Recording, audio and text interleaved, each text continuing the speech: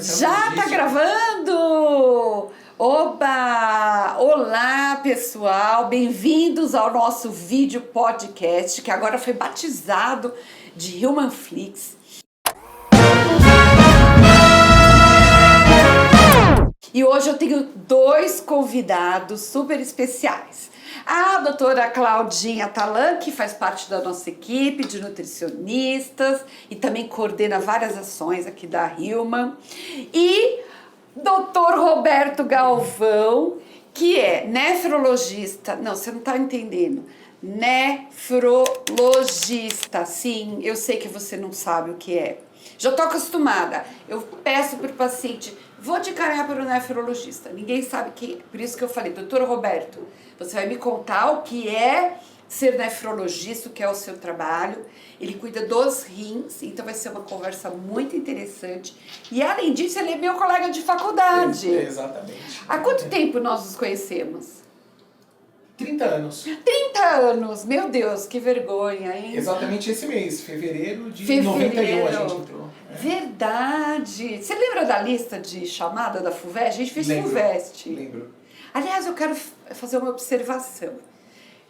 O doutor Roberto, eu sempre tive uma admiração muito grande por ele, porque o doutor Roberto, ele fez escola pública na época em que não existia cota, não havia cota, e ele passou na Universidade Federal. E foi um aluno sempre exemplar. Nós tivemos trabalhando em vários grupos durante a faculdade, né? Alguns rodízios, sim, né? Não 100% do tempo, não, mas vários rodízios. E o doutor Roberto, assim, ele se formou com muitas honras. Eu tenho muito orgulho. Aliás, eu não quero só falar eu, não. Depois eu vou contar umas coisas no meio do caminho. Vou contar. Vou contar. Mas eu quero dar uma explicada para o pessoal o que é ser nefrologista. O que é a nefrologia? Mônica, primeiro, obrigado pelo convite, né, e pelas honras aí, a recíproca é sempre verdadeira, tem uma grande admiração recíproca, né. Ser nefrologista, você falou que ninguém sabe o que é, e eu quando entrei na residência eu também não sabia o que era, né, isso que é louco, né. Porque eu fiz um trabalho científico durante a graduação e era na hipertensão, é uma coisa bem distante da realidade do dia a dia do nefro, e eu sabia que era doenças renais, aquilo que tem no livro, glomerulonefrite, pedra nos rins, diálise e tudo, mas na prática, como que é o dia a dia, o trabalho, isso eu só fui descobrir do meio para o final da residência, ali trabalhando e sentindo na pele. Foi meio que um chute bem dado, assim, eu acertei, acho que eu gostei, acabei me adaptando, mas foi um pouco de intuição também quando eu comecei a engrenar naquilo. O nefro é um médico que trabalha com doenças renais, é muito confundido com o urologista, porque muito confundido. O uro, ele trata dos rins sob o ponto de vista cirúrgico, então é um médico que faz 6 anos de medicina e mais 3 ou 4 de cirurgia, mais urologia. Você tinha essa noção? Você sabia que o pessoal confunde nefrologista com urologista? Não. Você sabe a diferença? Doutor Roberto vai explicar. Então, aí o uro fez medicina, fez cirurgia e fez uro. O nefro fez medicina, fez clínica e fez nefro. PS, nós dois, PS, né? PS, do Hospital São Paulo. Lugar que eu tenho muita saudade. Eu tenho também. Todo mundo tem fala. muitas histórias. Você tem saudade do PS? Eu tenho. Eu tenho saudades. Era muito legal, a gente jovem ali, se virando. Sinceramente, apesar de ser, era pra eu ter mais saudades que você, mas sinceramente, quando eu lembro do PS, eu vejo a vida boa que eu tenho hoje em dia. Eu sou muito feliz hoje, muito sofrimento. Das pessoas, Privações, noites sem dormir. O estado assim, do ser humano, né? Cargas horárias É sobre-humanas. que eu fiz 1 ano só de PS. A nefrologia faz 2, R1 e R2. O R3 ainda passa um mês de castigo. Opa, não sabia. R1 e R2. Então ele é mais traumatizado do que eu. Eu fiz só R1 do PS. Embora foi tranquilo, porque o R3 fica mais ali na coordenando, moita, né? Mais coordenando. Então por isso que eu tenho mais saudades. Então a especialização é mais longa do que um urologista. Não, são 2 na nefro, são 2 anos na nefro. O uro vai ficar 2 ou 3 na uro, porque ele fez cirurgia primeiro, né? Entendi. Agora, todo urologista é um cirurgião. sim. Sim. O urologista ele tem que saber fazer uma apendicectomia, uma herniorrafia, drenar um tórax, Sim. né? Campear um vaso sangrante, né?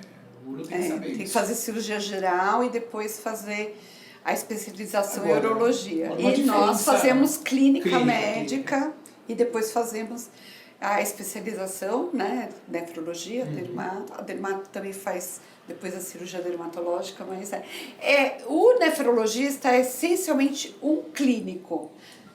Sim, é um clínico que vai tratar das doenças renais, né? Sob Sim. o ponto de vista clínico. Então, Sim. pedra nos rins. O nefro não opera o rim, não faz ureterolitotripsia endoscópica. Isso o uro vai fazer. Mas o Quebrar nefro- as pedras, né? Só que os cálculos renais têm uma causa metabólica.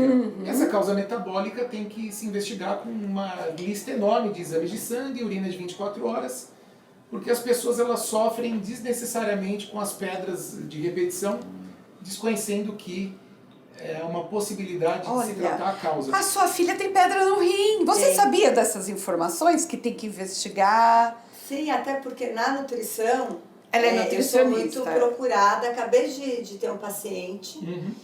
e o pessoal fala, é genético, nascer assim, tudo bem. Às vezes, né, o formato do rim, enfim. Mas as causas são metabólicas e a gente pode também cuidar da parte renal, a quantidade de proteína, de ingestão Exatamente. diária. Vocês Às dão vezes, dieta? Me conta, vocês dão dieta para quem tem pedra no rim? Eu faço a dieta. Sim. Faz a dieta? E a pessoa só relacionar a proteína, e não é só proteína, né? Tá. Vou dar um exemplo, né? O paciente com cálculo renal ele pode ter um distúrbio metabólico chamado hipocitratura, tem pouco citrato, Pouco ácido citrato. cítrico que tem nas frutas. Então ele precisa consumir mais alimentos ricos em citrato.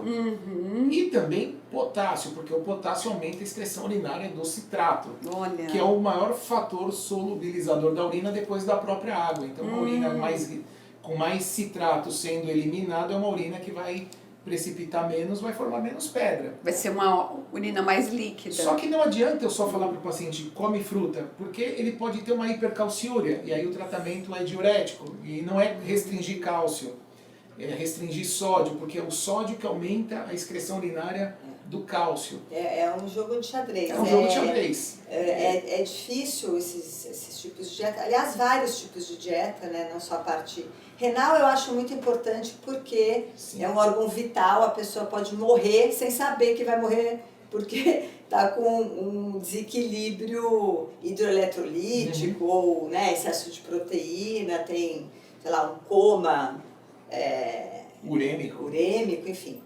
Mas essa biodisponibilidade, né, dos minerais é um jogo de xadrez mesmo, né? Em qualquer dieta, as pessoas acham que fazer dieta é simplesmente carboidrato, proteína, comer mais menos gordura, e não é, né?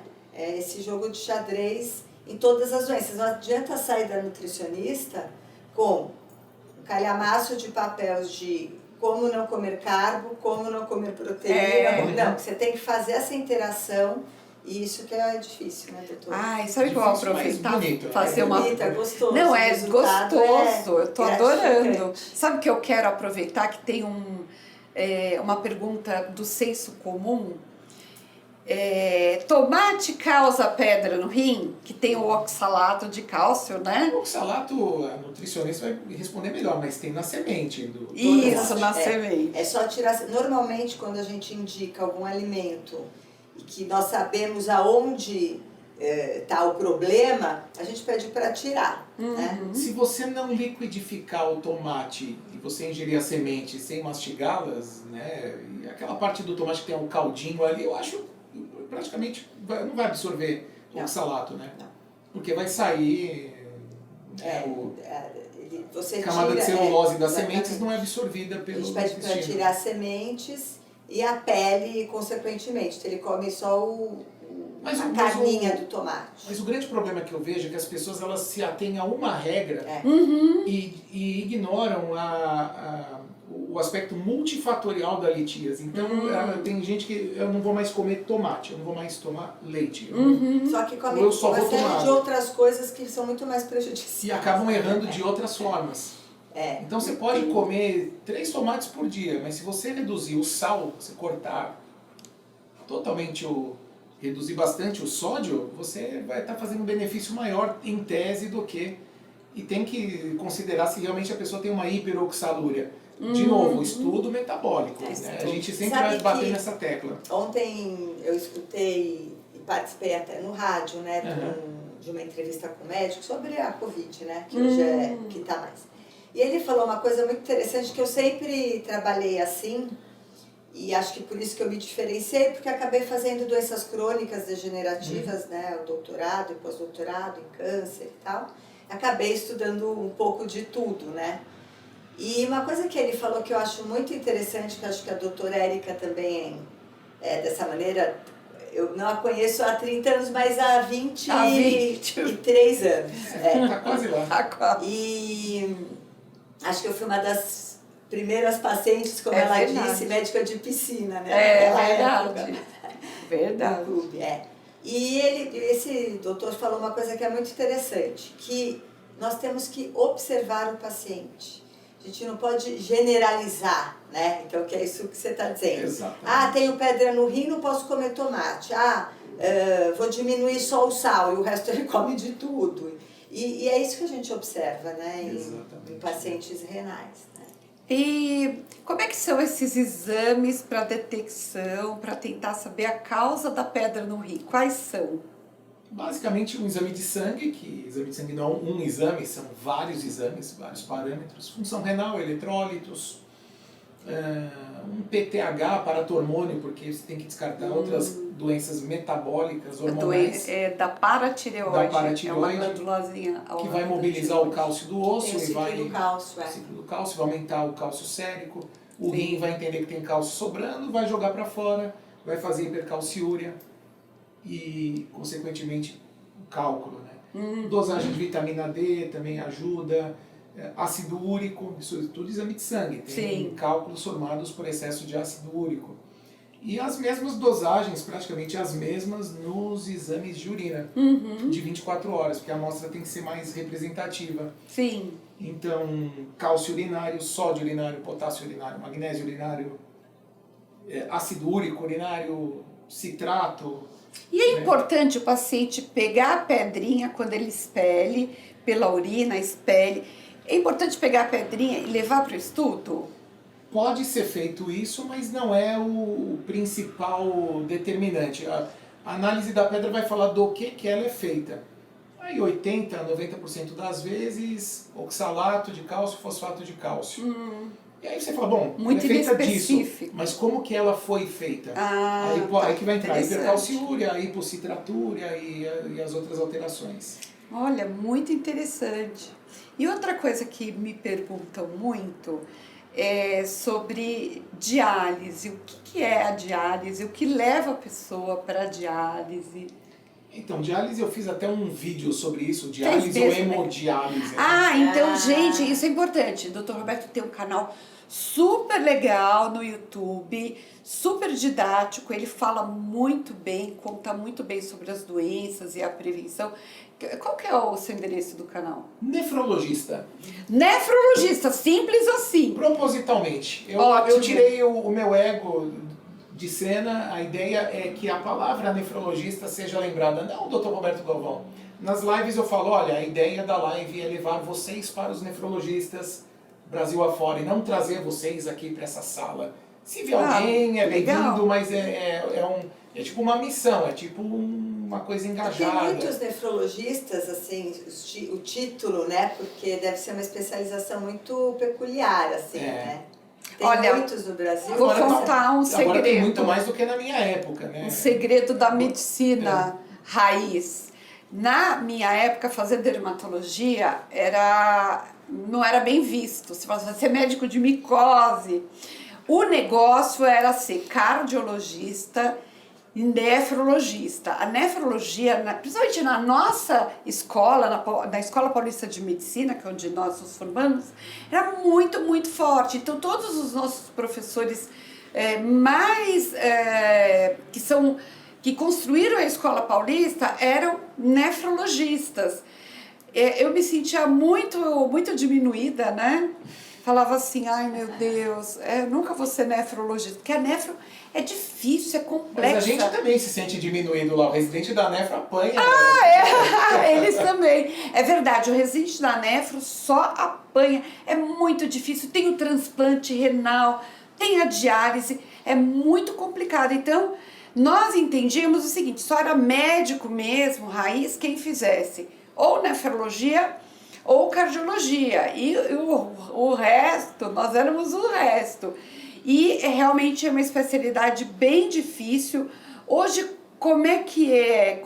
Quantos especialistas tem? É procurado, não é? Como é que é isso? O número faz muito tempo que eu saí do meio acadêmico, então, de falar qual é a busca atual, eu não vou saber te responder. Você não sabe? O número de nefrologistas também, preciso olhar no último Você não censo da sabe SBN. também? Olha! Que é um número que a gente no dia a dia acaba esquecendo, né? Tá. Eu não sei se chega a 3 mil, mas 3, é pouco. É pouco. Eu vou te falar que pouco. se tem 100 mil cardiologistas, não sei quantos cardios tem Tá. também, se tiver 100 mil vai ter 10 mil nefros, talvez vai ter relação de 1 para 10, assim, é bem menos. Tá. Dermato parece que tem uns Deve ter bastante 5, gente. 6 mil oficiais, e juntando o pessoal que faz pós, parece que dão umas 9 mil pessoas. Não é muito. Em termos de Brasil, É pouco. Termos não de é pouco, Brasil. é pouco. pouco. É? O que eu sei que o reflexo disso Eu é acho que as um número pessoas... grande. Eu recebo mensagens assim, o senhor precisa vir para minha cidade, o senhor tem que... Aqui não tem, não acha. Em grandes capitais do país, tem algumas delas... É o que a pessoal nefro reclama. precisa de exames complexos também, né? Então, precisa, mas ao mesmo tempo, o que mais me incomoda é que o básico do básico do básico da nefrologia não é feita nem pelos clínicos. Então, é uma coisa que... Assim, E você já recebeu, Uma creatinina, que eu não. sei, que uns diagnósticos estranhos, que uma vez até rendeu uma publicação clínica. Gente, a coisa mais engraçada desse mundo. Você vai cair seu queixo. Que aconteceu? Que um paciente dermatológico foi parar com você. Essa é muito boa, essa história. uma senhora de 65 anos, eu trabalhava na prefeitura, ambulatório do SUS, ela passou comigo dizendo que havia passado num pronto-socorro com possivelmente uma cólica renal, uma infecção urinária, e tinha uma dor lombar do lado direito, e o clínico que atendeu passou antibiótico, um exame de urina que tinha ali hematúria, sangue na urina, mas uma contagem bem baixa, e ela não tinha queixa urinária. Mas mandaram procurar o especialista, porque é uma tendência de você, hoje em dia, você fazer exames, igual uma loteria, você acha onde que dá alterado, Olha é rim. só, é rim. Só que o problema dessa senhora, felizmente para ela, né, por outro lado também, infelizmente, ela tinha uma herpes zoster. Ela chegou até mim com a história da dor lombar, e ela falou que tomou antibiótico e deu alergia. Eu falei, pô, mas Olha só. a alergia, a senhora teria um prurido generalizado, né, uma farmacodermia. Não era isso. Sim. Ela tinha um zoster nessa região lombar. Ela falou, a alergia deu em cima do rim aqui. Né? Não tinha nada a ver. Nossa, deu em cima do rim, olha a história. Como Aí eu dei um tratamento para ela, passamos valaciclovir, carbamazepina para dor neuropática. É uma dor importante. Ela melhorou, ficou boa, voltou depois de 3 meses com os exames e não tinha nada no rim, nada. Não era para...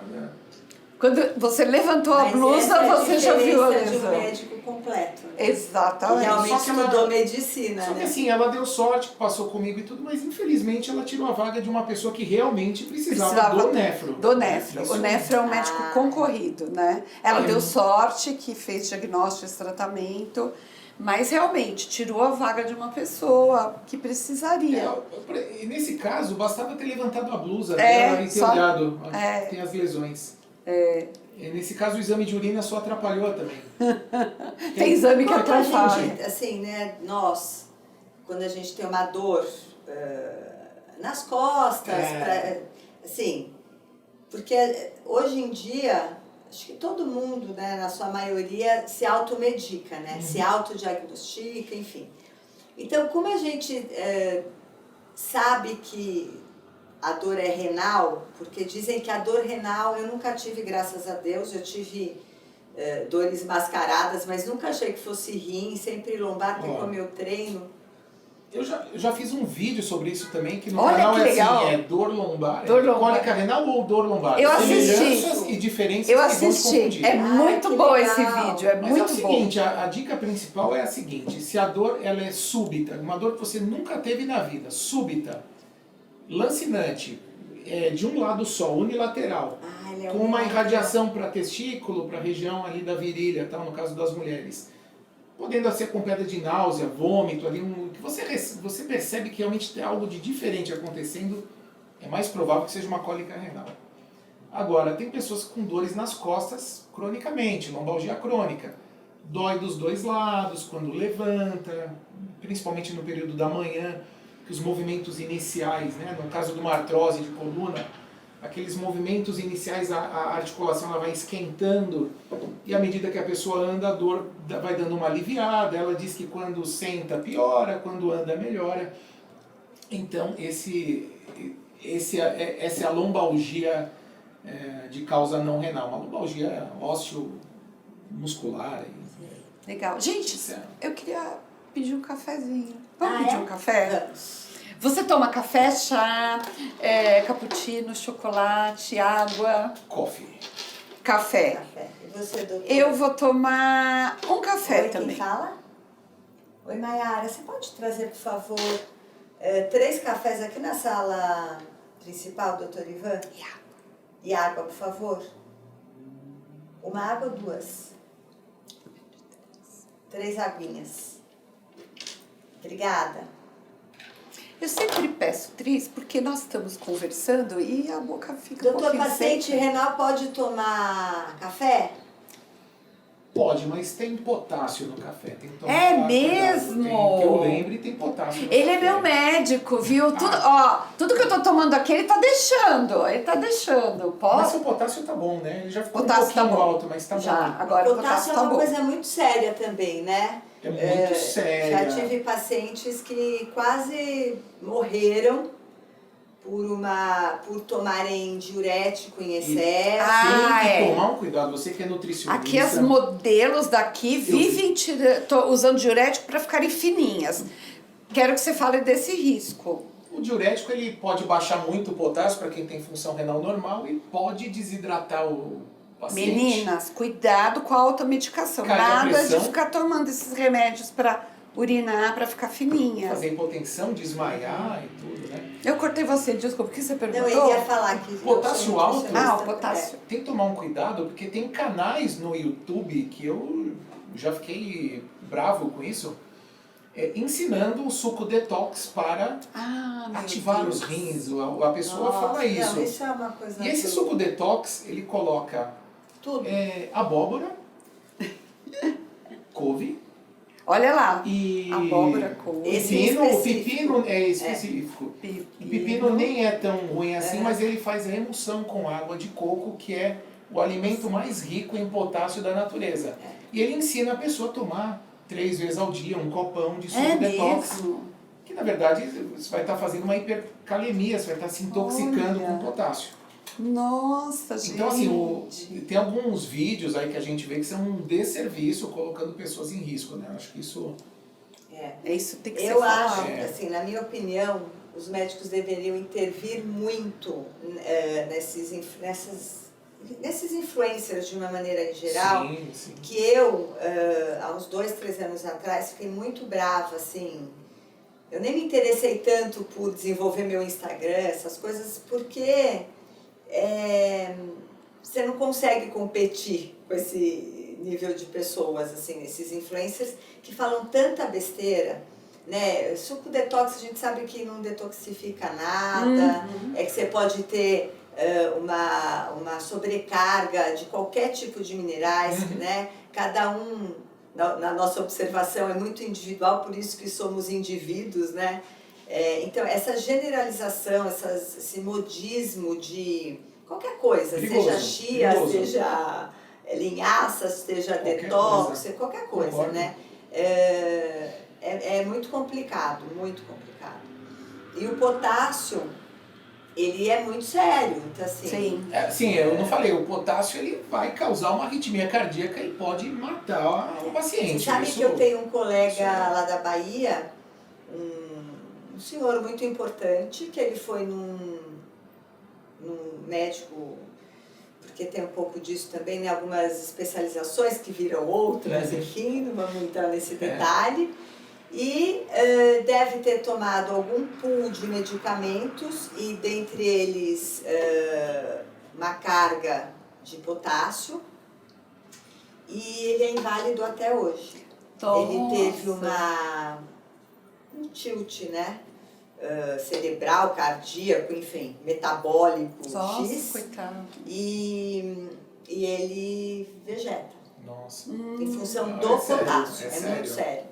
O potássio é super sério, gente. Que E aí coisa. outra pergunta assim, interessante que eu queria dizer, uma vez eu fiz um artigo sobre cerveja, né? Ah, que legal. Então, ele até foi publicado e deve ter em alguns portais aí, mas eu falei sobre os benefícios, né, do lúpulo, cerveja, mas enfim, eu estudei o lúpulo, né? E aí eu queria saber se realmente a cerveja, porque assim, eu sou uma pessoa esportista, então eu já escutei também sobre hidratação em cerveja, Sim. sobre pedal, pessoas que pedalam. Perfeito, você está falando uma coisa que já está na minha mente aqui. Lá na Holanda tem alguns países que tem cervejas específicas para esporte. Oba, chegou o nosso cafezinho, oba! Enfim, os benefícios Que bom. e Puxa, os não obrigada. benefícios da cerveja. Sim. Opa, cada um pega o Os seu. problemas renais que ela pode, né? Porque todo mundo Visita. fala, obrigada. 3 coffees. Obrigada, muito obrigada. Cerveja é diurético, não é diurético, temos que tomar A cuidado. cerveja é não diurética? Doutor, eu posso? Não, açúcar não, eu essa posso. não. É pelo Posso diabetes, esse? aí no rim tá longe. Aí a gente pode falar também sobre adoçantes e vinho. Olha, esse é sucralose.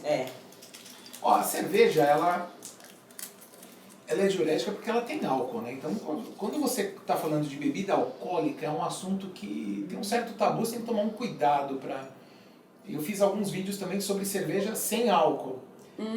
Só que a cerveja sem álcool que tem mercado aí afora, a maioria é uma grande porcaria, né? Para quem gosta de cerveja de verdade...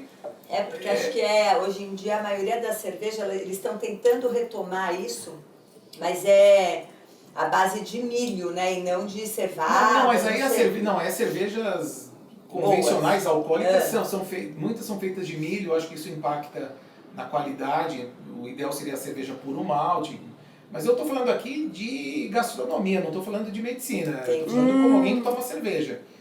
Agora, tem esses benefícios antioxidantes da cerveja, só que em medicina você nunca deve incentivar o consumo de bebida alcoólica. Porque nunca as pessoas têm bom senso e moderação. Então, aquela história do vinho, né? O paciente, doutor, posso tomar um vinho? É bom para o coração. Na minha cabeça, o faz bem para o coração é uma dieta, tipo dieta do Mediterrâneo, com meia taça, um dedo de vinho no jantar. Sim. Essa pessoa, na verdade, ela está Vai tomar uma pensando numa garrafa. pizza comprada na pizzaria da esquina, desse tamanho, de vinho. e um garrafão de vinho inteiro. Né? E o leigo, ele cria um mito de que o álcool ele dissolve a gordura da pizza. Né? Tem gente que acha isso, mas o álcool já entra limpando, o álcool não limpa o fígado. Pelo Olha que contrário, interessante. Um limão espremido. Comer um abacaxi Mas depois de voltando uma na cerveja, dieta. assim, efeito antioxidante é favorável. Você falou dos aspectos esportivos. Na Europa, sim, é usada como hidratação em ciclismo, aquele...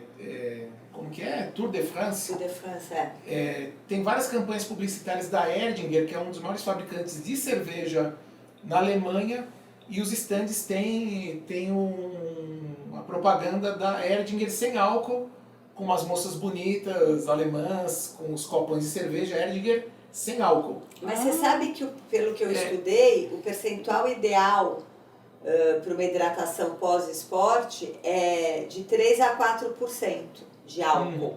Acho que justamente para ter esse equilíbrio, porque acho que não é só a hidratação, até tem estudos sobre só o bochecho com a cerveja, você não precisa engolir, enfim. Entendi.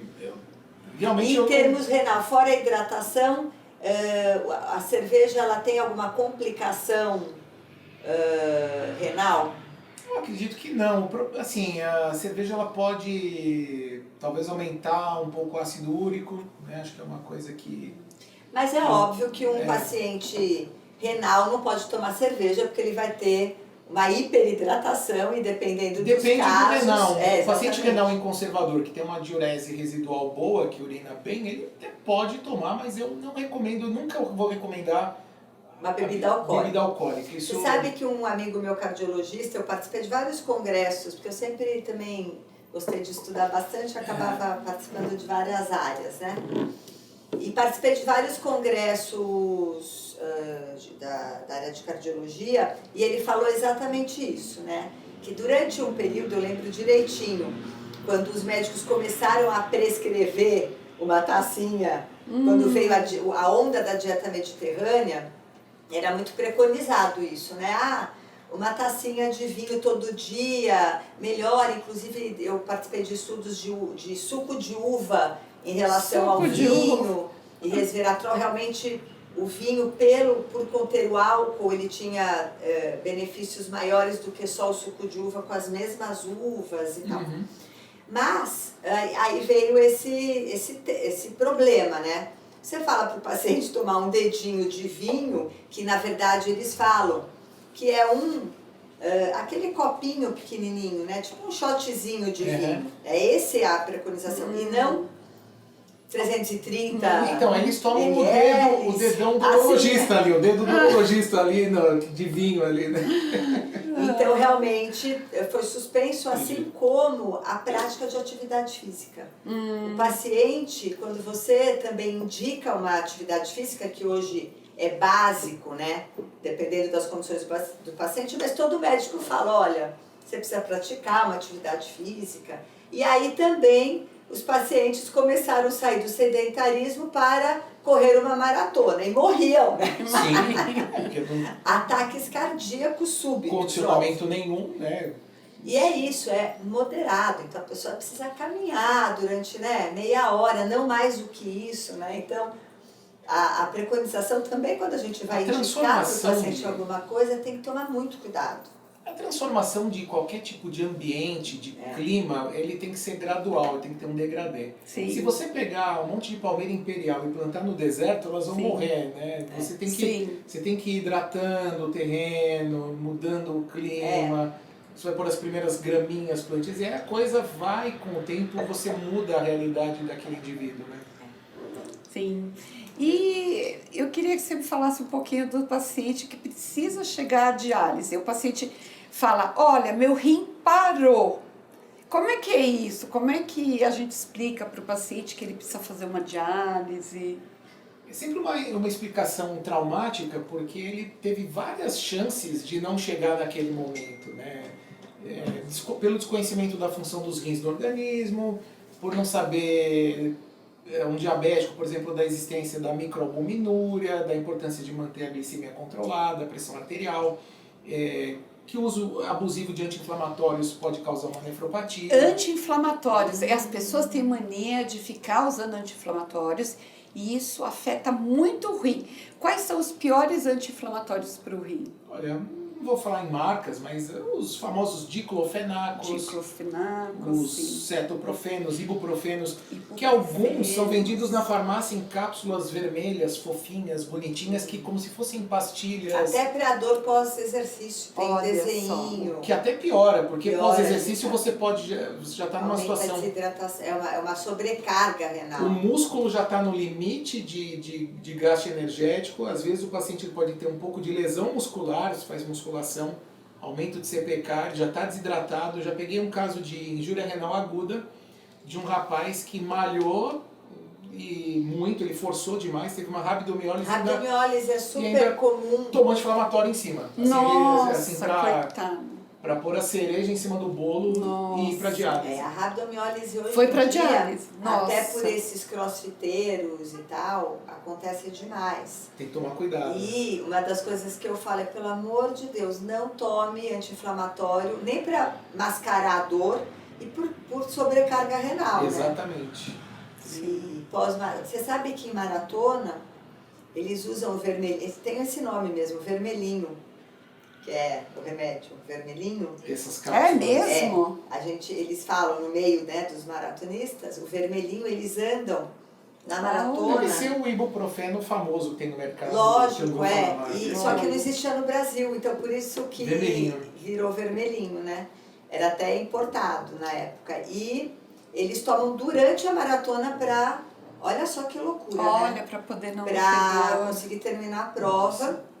E aí falando nisso, né, até na diálise, é importante falar também, eu acho, sobre os isotônicos, que também, Ai, assim como a água quero de saber. coco Esses é isotônicos. tomada sem saber, né, a importância que tem o potássio que tem na água de coco e tal, mas esses isotônicos de diversas marcas, diversas composições, que também são vendidos em barraquinhas de coco para matar a sede. Também tem que né? tomar cuidado, porque tem eletrólito, você não sabe exatamente qual é a composição. Eu acho que um risco que se corre é você ingerir uma coisa que você não sabe o que é. Acho que isso, Nossa. eu acho que esse é um grande problema. Mas esses né? que vendem no supermercado, nessas barraquinhas, Potássio, ele não vai ter tem um controle para não ter uma quantidade máxima de eletrôlitos para não matar a pessoa? Não tem Existe controle. isso, porque não a quantidade existe. é fisiológica, é o potássio que tem no seu suor. A ideia do Gatorade, não sei se posso falar a marca, que é Pode. que é o mais benchmark famoso. aqui. Às vezes nem É. fala de isotônico, as pessoas falam, vou tomar um Gatorade e toma outra marca. E toma outra marca, é super comum. Mas ele tem uma quantidade fisiológica, que é o que você perde no suor. Acho que a criação dessas bebidas foi baseada na perda, você repor aquilo que se perde no... Mas apenas em 200 ml, né, doutor? Porque o pessoal tá com sede e toma 3. Se a pessoa não tiver problema renal, você pode, eu acho que não tem grandes problemas. Agora, um renal crônico, em conservador, paciente que usa poupador de potássio, tipo amiloride, espironolactona, ou mesmo os losartan, telmisartan, da vida, eu acho que ele está correndo o risco de aumentar o potássio. E essa história de quantos litros de água nós devemos ou podemos tomar por dia? Porque aqui o pessoal pega no meu pé. Eles falam, doutora, a senhora já tomou água? Doutora, a senhora já tomou água? E no seu também. As meninas gostam de cuidar da gente. Aliás, muito obrigada, meninas, vocês cuidam bem da gente. Mas agora eu quero saber do meu nefrologista, considerando uma pessoa normal, que não tem problema renal. Quanto que ela pode tomar de água por dia? Em primeiro lugar, tem que parar de pegar no pé da doutora Érica, porque o problema renal da doutora Érica passa por diabetes, problema de hipoalbuminemia, proteinúria, então ela não deve tomar esse monte de água. Isso Viu, não pessoal? faz mal. Isso não é que vai... a questão não é fazer bem para os rins, é porque esse líquido, os rins não têm condições de trabalhar adequadamente e vão se perder para o chamado terceiro espaço, que é edema de membro inferior, edema facial, pleura, né? Edema pulmonar, congestão pulmonar. Então nem é bom ela tomar tanta água assim para não sobrecarregar o trabalho renal dela. Conforme a sua sede. Tá. Lembrando que no calor a gente desidrata mais, né? Puxa vida. Então aí você pode tomar um pouco a mais. Agora, para as pessoas que têm cálculos renais, tem que tomar aí de 2 a 3 litros por dia. Isso que a gente escuta, quem tem pedra no rim. Porque eu não sinto tanta necessidade de beber água.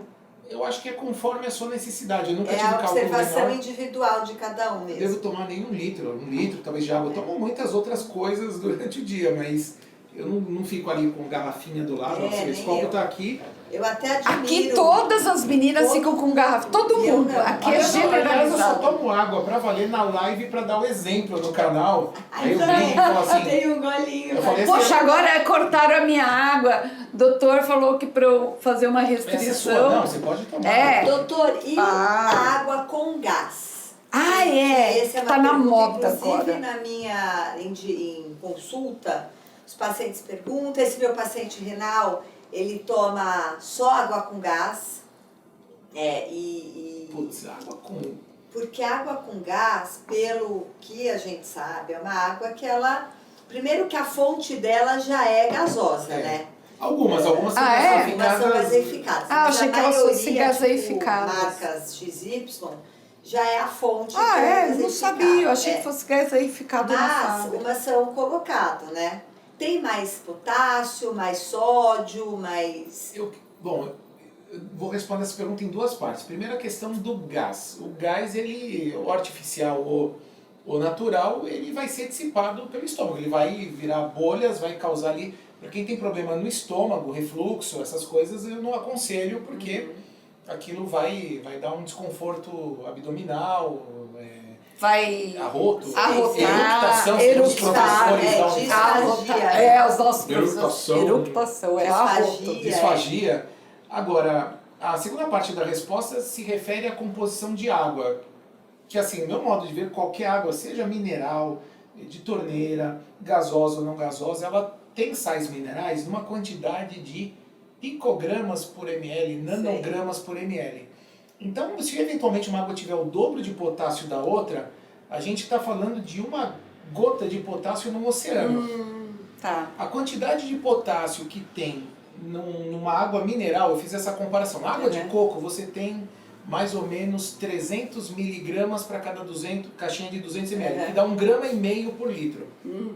Para você ter 1,5 grama de potássio numa água potável, você precisaria beber uma caixa d'água, você teria que tomar 1000 litros de água. Olha. Bom saber, hein? Então esses menus de água é uma tranquilo. besteira, né? Eu acho. Você sabe que tem marketing, espaço puro marketing. que tem menus de marketing, água, as garrafas são lindas, aí começa, uma é mais alcalina, a outra tem mais isso. Menos Gente, eu daquilo. assisti o negócio de apenas água. fazer só uma consideração muito pessoal. Eu tenho vários vídeos no meu canal falando sobre águas minerais. Opa, legal. E eu não condeno a gourmetização da água mineral. Realmente há águas muito interessantes no mercado. Mais pesadas, mais Aquapana, densas, que é italiana, é top. A Evian. A Evian, ela tem um gosto de gelo derretido. Deliciosa, deliciosa. Então é diferente. Então eu não tô entrando no mérito novamente gastronômico da água. Eu acho que é válido. E vale o preço. Quem pode pagar 20 pau uma água. Sabe compra. que eu assisti Agora, um programa. do ponto de vista de saúde, eu acho que.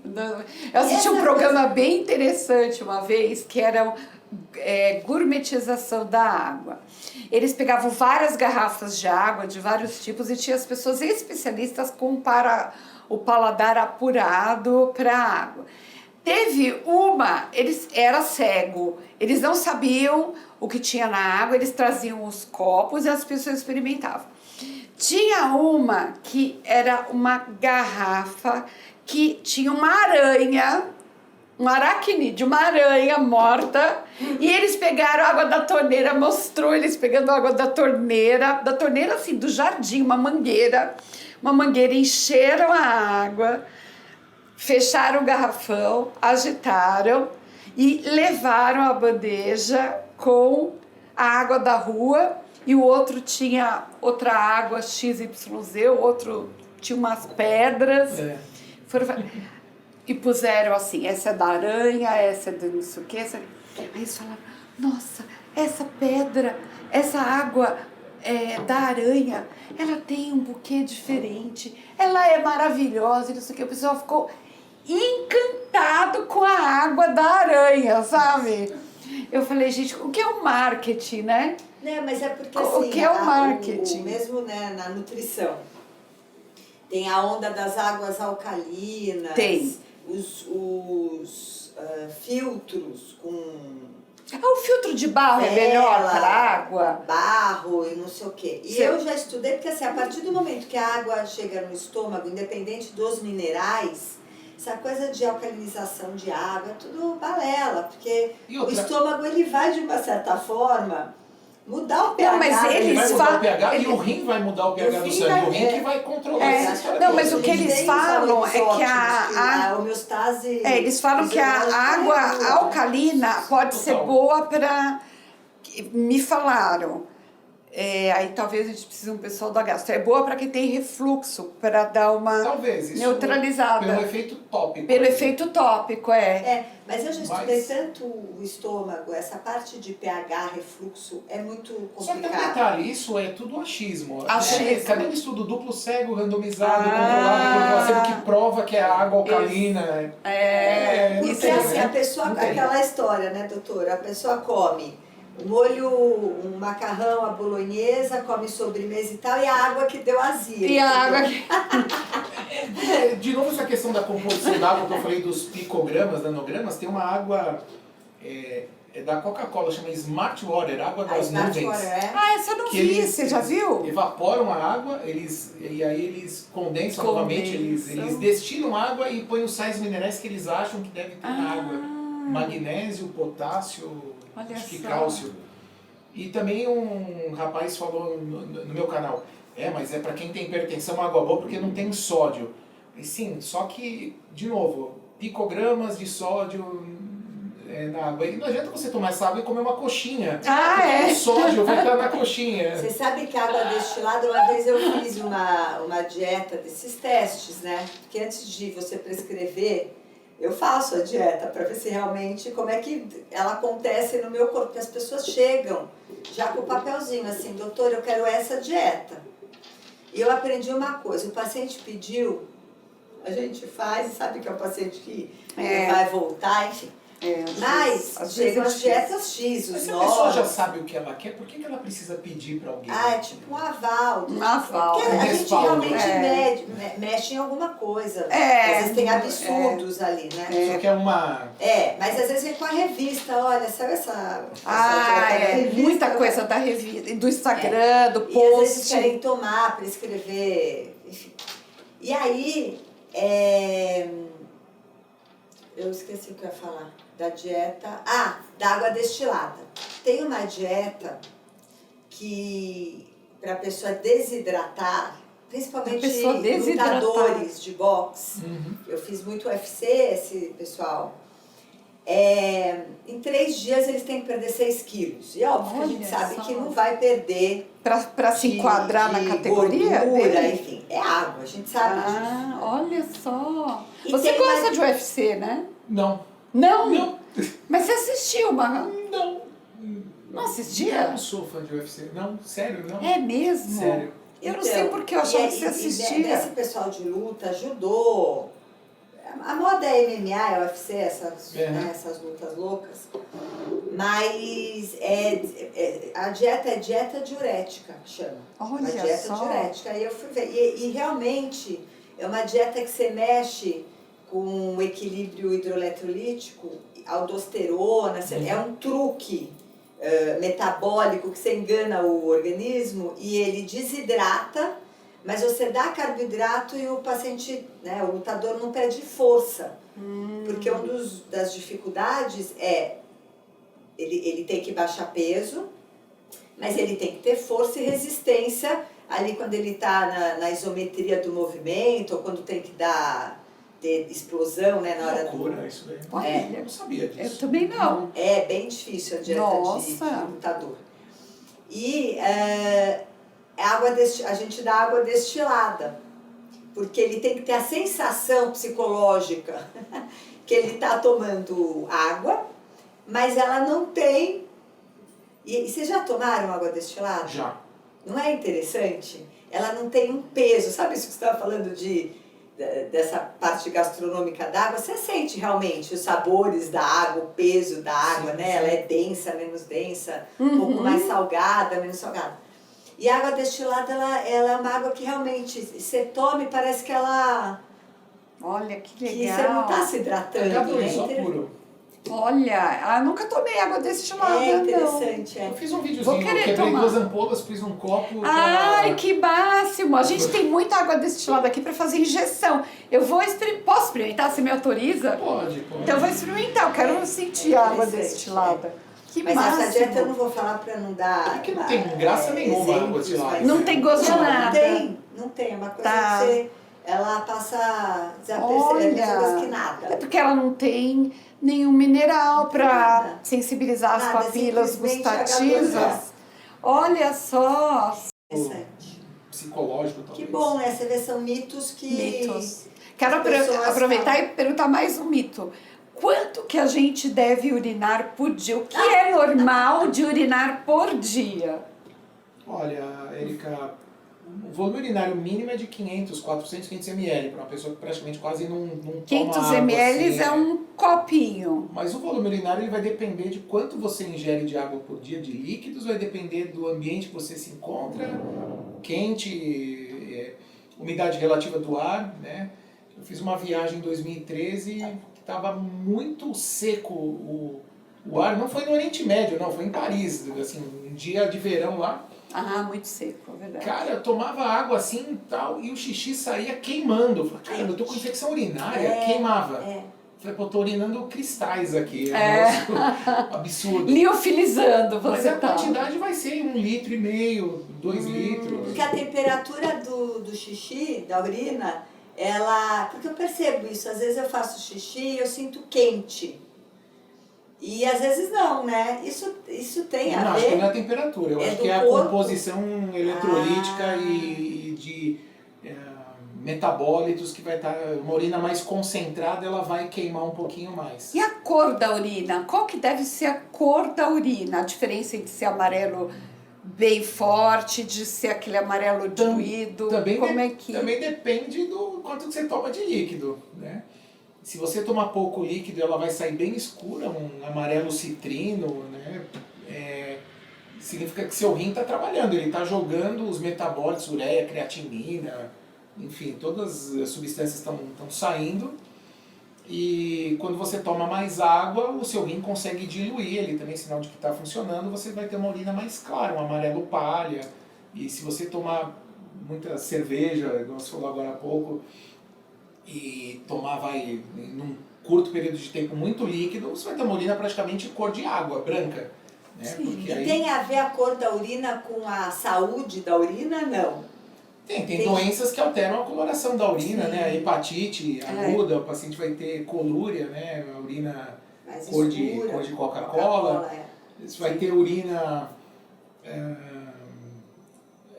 na infecção urinária, uma urina mais turva, né? Com uma turvação. Alguns medicamentos alteram a cor da urina. Sim. Como o pirídium. Pirídium, sai ela bem laranja. Cepurim, que sai esverdeada. Verde, Teve uma vez na faculdade, eu estava estudante de medicina, nós estudando, e tomei durante uma semana inteira, minha mãe estava com mania de fazer laranja batida com beterraba para eu tomar. Eu adoro laranja com beterraba, mas naquela semana eu tomei todo dia.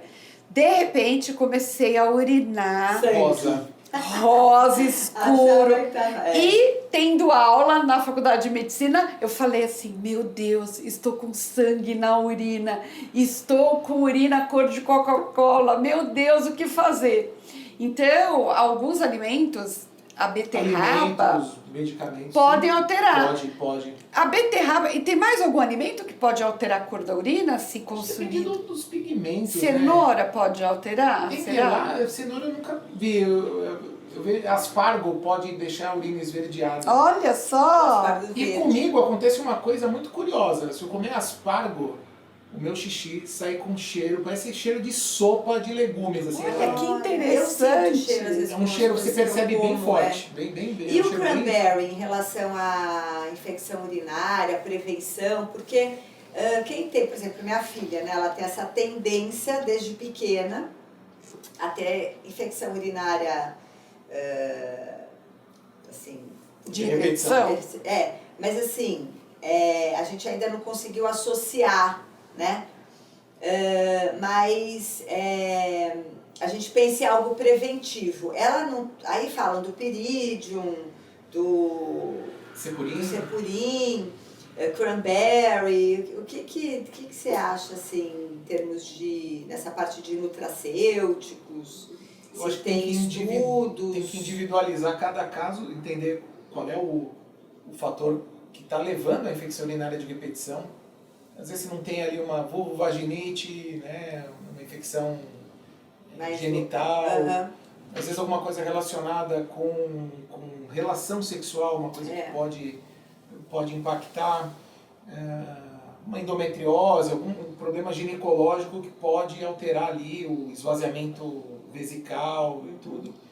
Precisa, cálculos renais aumentam O as caso dela está infecções. mais associado a cálculos. Se ela tem sim. cálculo, o cálculo vai ser o vilão aí da história.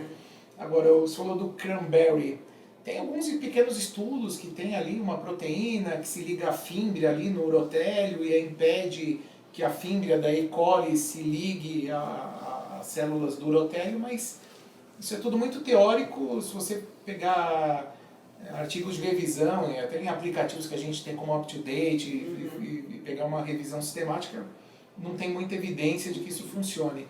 Funciona para alguns, é igual a história da cloroquina no Covid. Sim. Funciona para alguns, aí tem os que defendem o uso, funciona para alguns, aí decepciona os outros 50% e fica aquela... Para Gente, também não tomar coisas à toa. Ah, né? Probióticos, em geral, caem tudo nessa questão do cranberry, assim, não tem uma evidência Olha, clara. muito interessante. Não Conta foi a nada história. demais, não é uma história fantástica, mas eu lembrei uma vez, foi muito engraçado, essas pequenas... que aluno de medicina é muito observador, a gente fica tudo se cutucando, né? O professor- É isso mesmo. Era um grupo de 8 pessoas no 6º ano, na casinha da cirurgia de mão, da ortopedia. Esse dia eu não tava. Fica na Diogo de Faria, ali, tinha uma casinha ali. Eu lembro que eu não tava esse E dia. aí todos os alunos, eu, o Luiz Carlos, o William, o China, ali, a gente, um professor lá explicando coisa de cirurgia de mão. Aí entrou um pós-graduando da ortopedia, meu, o cara era a cara do José Serra, mano. É Ele é meu mesmo? tio, É tio dela! Você tá brincando? Não! Quem que é? Qual o nome dele? Meu tio? É. José Serra.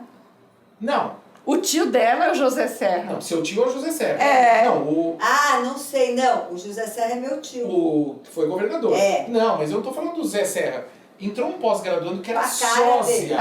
Sósia do Serra. Era a igualzinho. cara do Serra. Calvo, Olhão, sempre redondo. todo de branco, o crachá de pós-graduando. O cara entrou no meio, igual essa sala aqui, o professor aqui, então não sei o que, a gente os alunos vindo. Aí entrou o cara assim, meu, esse cara parece o Serra, né? Aí um cutucando, pô, o Serra é uma figura pública, né? Aí um cutuca o outro e tal, Pepe. O Serra, o José Serra. Aí os caras, aquela coisa de aluno. E aí, só que o que ficou engraçado, porque esse cara que entrou, ele começou a abrir umas gavetas e procurar coisa ali, né?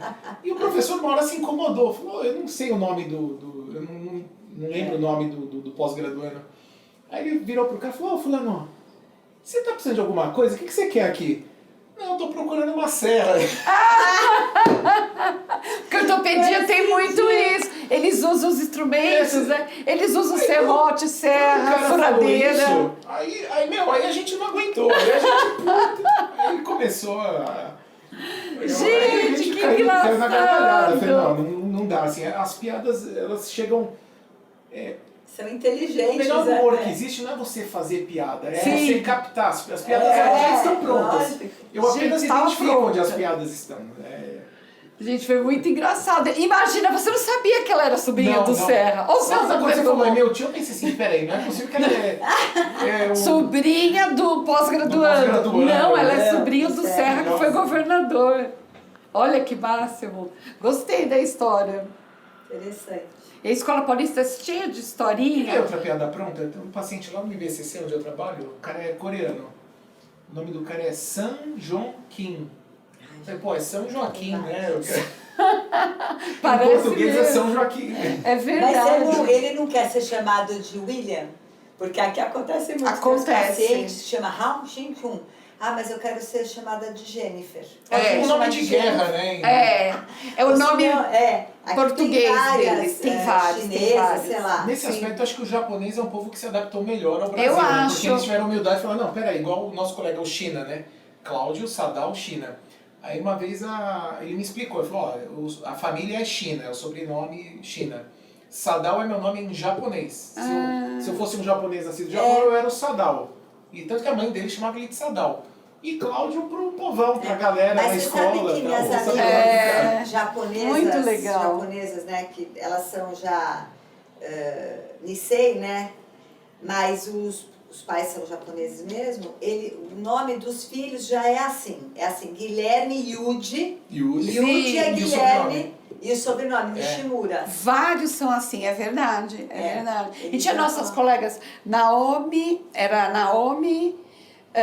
o nome dela era Eliane Naomi Sakane. Porque a gente chamava de Naomi. A gente chamava ela de Naomi, ela, né, gostava Mas de a ser filha vai chamada. prestar medicina.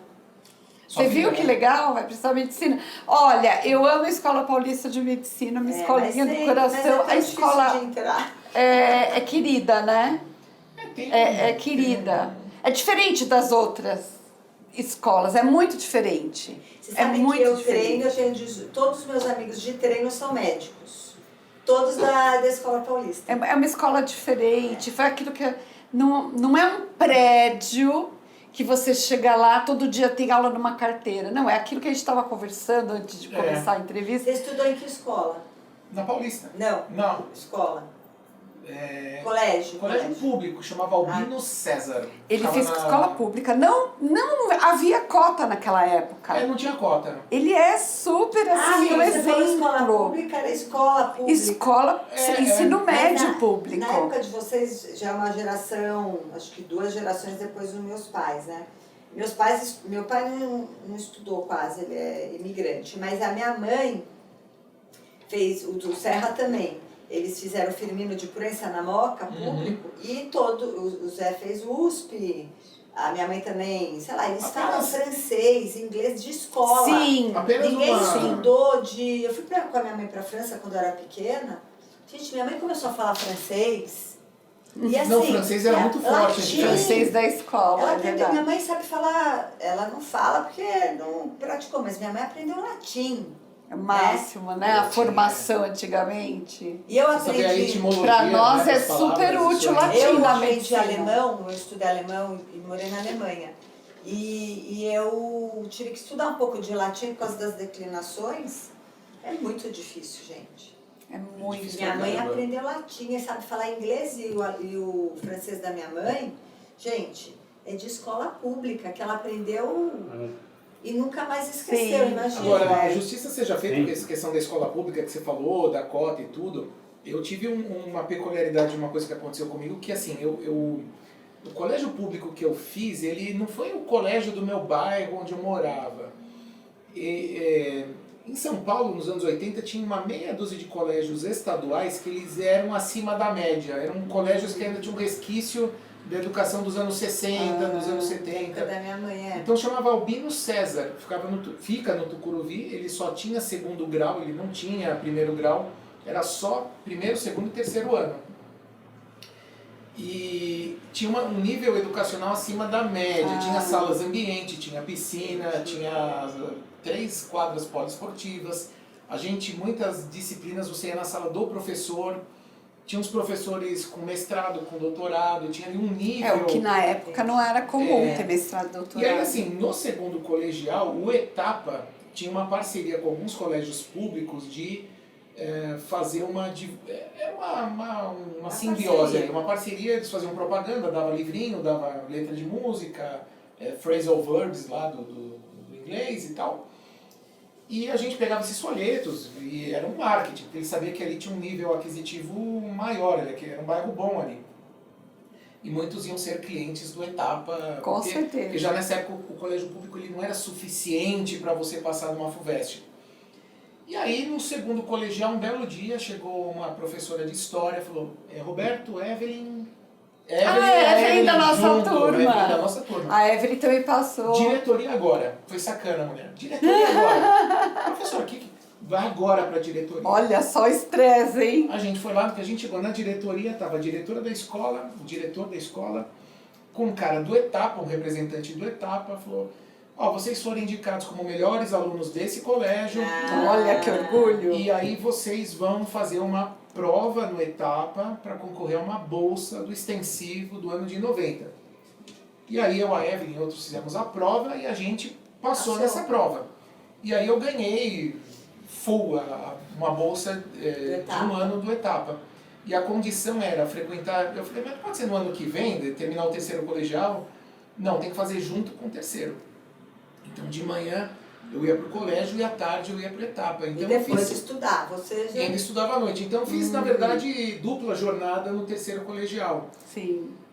E aí Você entrou super bem na Paulista. Você lembra? Eu vou te falar, eu tive um pequeno... Falou da escola, eu tive um arrependimento quando eu passei, porque quando eu fui colocar as opções... Você também é primeira opção, como eu? Primeira opção. Primeira opção, tamo junto. Mas eu tive um arrependimento nessa história. Teve? Teve, porque foi o Ai, seguinte... eu não tive. Hoje em dia eu não tenho, porque eu fiz nefro, que é melhor da que escola. é a melhor nefro da escola, lógico. Mas eu teve uma greve no primeiro ano. Ah, é a A greve. minha nota dava para ter passado na USP. A A minha minha classificação geral foi 171. Eu fui no entrei em 13º lugar. 13º. É. Nossa, doutora Érica. Muito nerd. Ela seria a 13ª da USP, eu seria o 171 da USP. Sim. E aí, 3 meses depois, entrou uma greve infinita, Sim. desesperadora, deprimente. Foi mal a greve que a gente E a minha família, assim, aluno de escola pública, morava na periferia. Aí, em pleno mês de abril, mais ou menos, acabou o curso. Ficou em duro. casa. E aí minha família, assim, minha bisavó era viva nessa época. Ele não aguentou o tranco do curso, ele desistiu. Umas teorias da conspiração. Sim. Foi muito deprimente. Eu me arrependi sinceramente ali, porque eu falei, pô, podia estar na USP, olha. Olha, eu nunca minha pensei nota nisso. a greve foi o que me... Mas eu imagino, sim. Por isso você fala... Mas eu não. Eu acho que... Eu não sei, o que me encantava da Escola Paulista de Medicina eram as histórias dos médicos que eu fui, né? Sempre passei muitos médicos quando eu era criança e adolescente. E eles falavam com uma paixão, com amor. E, gente, quando eu cheguei à escola, eu vi que eram aquelas casinhas. isso. Não era um prédio assustador. Não, você ia na casinha da fono, na casinha do geriatra, na casinha da nutrição, na casinha... Era bem em cima Sim. Da sala de anatomia lá. Isso, de formol, aquela sala de anatomia, professor Prates. Quer dizer, onde tem anatomia, tem toda aquela casinha que é o símbolo da Escola Paulista de Medicina até hoje. Aquela pracinha que tem a casinha, tem o Nebus Torres Frase na do Prates, entrada. a criança não é um adulto em miniatura. A primeira frase Ai, tão dele. bonito. Olha... Eu uso essa frase até hoje, porque na avaliação para infantil, eu falo, olha, eu não vejo criança porque a nefropediatria, porque a criança não é um adulto em miniatura. Isso é demais. É diferente. Os nossos professores, eles passavam um amor, uma paixão. Odair, nossa, eu amo Odair. Eu recebi meu diploma de médica da mão do Odair. Eu tenho uma foto recebendo o diploma dele. Faleceu. Eu sei, foi uma perda. Foi uma perda. Era um professor muito querido, nefrologista, e que, nossa, de ouvir o professor, assim, você queria fazer nefra, você amava a nefra. Chamava as meninas de Magali ou Conceição. Ô Magali, você lembra disso? Lembro. Ô Magali. É que eu gostava de cortar, então eu precisava de uma coisa que não fosse a cirurgia geral, porque eu não ia aguentar horas. Ah, aqui é tudo. Caiu aqui, caiu na internet. E eram muito queridos os professores. Assim, você ficava... Quando eu soube que ele faleceu, eu fiquei muito sentida. Você ouvia a aula com... mexe a doutora coloca. Camano... Alguns professores que... Camano e Rubino. Você tinha vontade de fazer GO. Você tinha... Dava assim, né? Lembra que a gente tinha aquelas reuniões na GO? Era uma coisa. E a gente tinha aula, às vezes, numa casinha super tecnológica, e de repente mandava a gente para ter aula num porão, cheio de mofo, não enfiar. Aquele porão mofar. A escola era demais. Embu pegar uma Kombi velha e ir pro Embu de Kombi. Imagina, para atender posto de saúde. Posto de saúde. Umas crianças muito doentes. Tinha verminose. Eu vi verminose lá. Os que tinha muito verme, aquelas crianças. Hoje em dia você não vê mais verme no consultório. Não, é de uma coisa muito assim, não. E agora com a Covid, então, todo mundo tomando... Todo mundo tomando vermectina. A vermectina acabou, né? Acabou. Beleza. Sabe que no meu mestrado, você falou do Daír, eu tenho uma homenagem ali, eu menciono ele, aos professores todos, né? Toda a tese de mestrado vai ter uma dedicatória ali. E a que eu falo do Daír é pela inspiração. O nefro que eu queria, não na época de aluno, mas depois quando eu passei na residência, eu pensei, pô, um dia que eu for nefro, eu queria ser igual o Daír. Porque ele era um professor, mas ele não era o professor que orientava a tese, que ele era do setor tal, que ele era o chefe da associação da sociedade brasileira. Ele era um cara do dia a dia ali, meio MacGyver, vamos ligar aqui. Era graça. Ele era muito... Ele era muito inspirador. E ele sabia de tudo, né? Ele tinha hipertensão, que ele era da hipertensão. Ele sabia de tudo. Hoje não tem mais isso, é uma pena, dá assim, não. Por isso que a gente fala que nós somos médicos raiz. Gente, foi o máximo essa entrevista com o nefrologista. Quem não sabia o que era o nefrologista, viu que ele tem muitas funções, ele pode dar muitas diretrizes para o paciente. E com certeza nós vamos ter muitas perguntas, nós vamos precisar que você volte para fazer outro Human Flix. E já está pré-convidado para o Human Flix 2 da nefrologia. Convite aceito. Foi um prazer enorme. Obrigado. Obrigada, Claudinha, por ter vindo. Doutora. Obrigada, Roberto. Foi o máximo. E realmente, eu acho que nós aprendemos bastante. Um beijo para todo mundo.